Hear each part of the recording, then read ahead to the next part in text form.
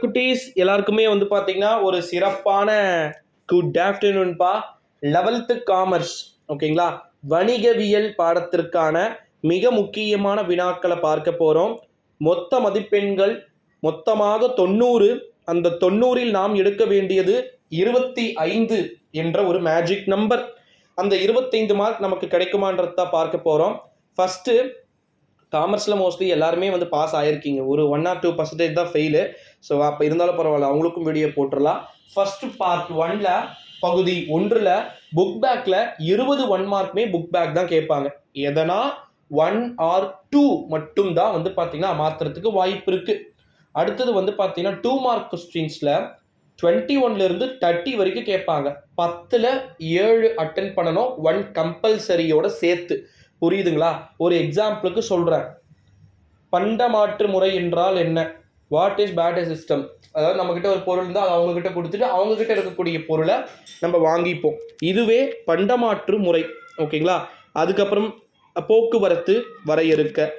இந்த ஒரு சூழ்நிலையில் 2 மார்க் இந்த மாதிரி டிரான்ஸ்போர்ட் டெஃபினிஷன் அப்படின்னு சொல்லிட்டு கேட்பாங்க. இதுலேயே வந்து எல்லாமே இருக்கும். அடுத்தது வந்து 3 மார்க் கொஸ்டின்ஸ்பா. ஓகேங்களா? பார்ட் 3 இதில் வந்து இதுலேயுமே 10 கொஸ்டின்ஸ் இருக்கும். அந்த 10 கொஸ்டின்ஸில் நம்ம 7 அட்டன் பண்ணுற மாதிரி இருக்கும். அந்த 7ல் 1 கம்பல்சரி. ஓகேங்களா? இதுவுமே புக் பேக் தான். நெஃப்டில் என்னது? NEFT, அதாவது தமிழில் வந்து தேசிய மின்னணு நிதி பரிமாற்றம். இதை வந்து விளக்குகன்னு சொல்லுவாங்க. அதுக்கப்புறமா வந்து என்ன அப்படின்னா 3 மார்க் நான் உங்ககிட்ட கொஸ்டின் கேட்குறேன். மொத்த வியாபாரம் என்றால் என்ன? வாட் இஸ் ஹோல்சேல் ட்ரேடு அப்படின்னு சொல்லிட்டு. ஓகேங்களா? ஸோ இதெல்லாம் வந்து நீங்களாவே எழுத வேண்டியது. கீழே டிஸ்கிரிப்ஷனில் டெலிகிராம் குரூப் லிங்க் இருக்குது, மறக்காமல் டெலிகிராம் குரூப் வந்து ஜாயின் பண்ணிக்கோங்க. அதுக்கப்புறம் 5 மார்க்கு. 5 மார்க்கில் மொத்தமே வந்து பார்த்தீங்கன்னா 7 5 மார்க் எழுதுகிற மாதிரி இருக்கும். 14 5 மார்க் கேட்பாங்க. அந்த 14 5 மார்க்கில் 2 செட்டில் 1 எழுதணும், 2 செட்டில் 1 எழுதணும் அப்படின்னு சொல்லிட்டு இருக்கும். ஸோ இது எல்லாத்தையுமே வந்து பார்த்தீங்கன்னா பிக் கொஸ்டின்ஸ் அப்படின்னு சொல்லக்கூடிய டீட்டெயில்ஸே மோஸ்ட்லி வந்து கேட்பாங்க. ஓகேங்களா? ஸோ நீங்கள் என்ன பண்ணணும்னா மறக்காமல் இது எல்லாத்தையுமே வந்து தொடர்ந்து எழுதுமாறு கேட்டுக்கொள்ளப்படுகிறது. ஓகேங்களா? ஸோ டிஸ்கிரிப்ஷனில் வந்து இருக்குது.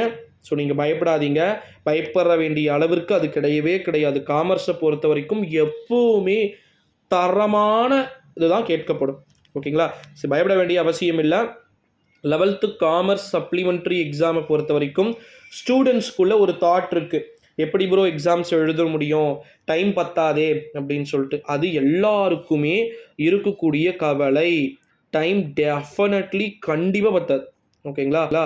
இந்த ஒரு சூழ்நிலையில தான் 11th காமர்ஸ் எழுதக்கூடிய ஸ்டூடெண்ட்ஸ் எல்லாருமே வந்து ரொம்பவே ஈகர்லி வெயிட் பண்ணிட்டு இருப்பீங்க. ஸோ எக்ஸாம்ஸை பொறுத்த வரைக்கும் டோன்ட் வாரி, டு நாட் பேனிக். யாருமே வந்து பேனிக் ஆகக்கூடாது. எக்ஸாம் என்ன கேட்டுற போகிறான், நமக்கு தெரியாததா கேட்டுற போகிறான் சொல்லுங்க. அந்த மாதிரி ஒரு நம்மளே ஒரு ஓவர் கான்ஃபிடென்ஸோட வந்து எக்ஸாம்ஸ் எழுதணும். ஓகேங்களா?